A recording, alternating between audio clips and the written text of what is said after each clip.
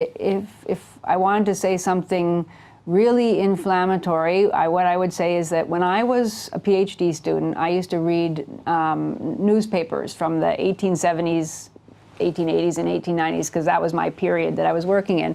And I wanted to see what kinds of conversations were going on. And I did a feminist PhD. I was interested in female journalists of the 1880s and 1890s. And there were all sorts of debates about gender relations, as we would call it now, going on then. And one of them was the question of women's political role. How, to what extent should women be politically involved? And really the late 19th century was a time when, because of advances in domestic equipment and because of some rudimentary birth control measures, more women were able to make a contribution at the public level in a way they'd never really been able to unless they'd been single.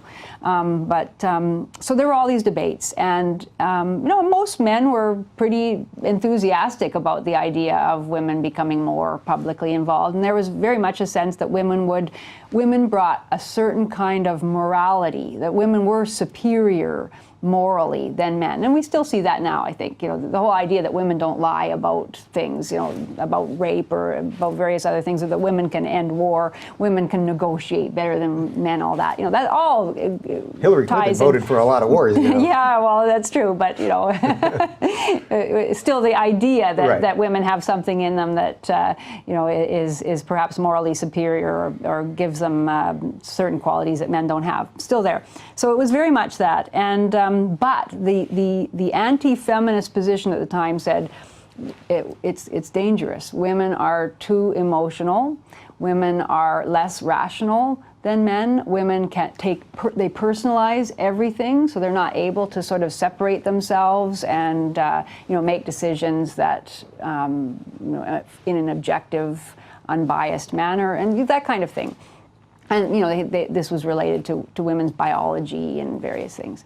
And I remember I used to laugh and think how ridiculous that was. And yet I have to say that over the last 10 years, as I have seen, because Me Too, which claims it's this new conversation, it isn't really new. This has been going on at least since Anita Hill and Clarence Thomas, and certainly throughout the 1990s following Anita Hill's charges against Thomas, there was a lot of discussion about sexual harassment in the workplace and what we're going to do about it. A lot of legislation brought in, a lot of innocent men, disciplined or fired from their jobs as a result of various claims women made that they'd been made to feel uncomfortable or, whatever it happened to be. And so this has been going on for a long time, I think. And I have to say that it makes me wonder sometimes whether those anti-feminists from the late 19th century weren't right.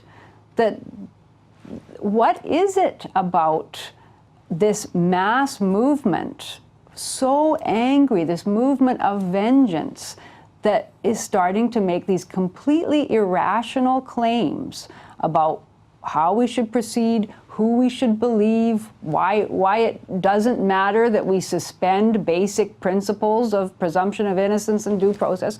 How can it be this is actually being taken seriously in our public culture? And I don't know, but I do have to wonder whether the presence of women isn't having some kind of really deleterious effect on our public conversations about these things. That was only if you wanted to end on an inflammatory note. Yeah.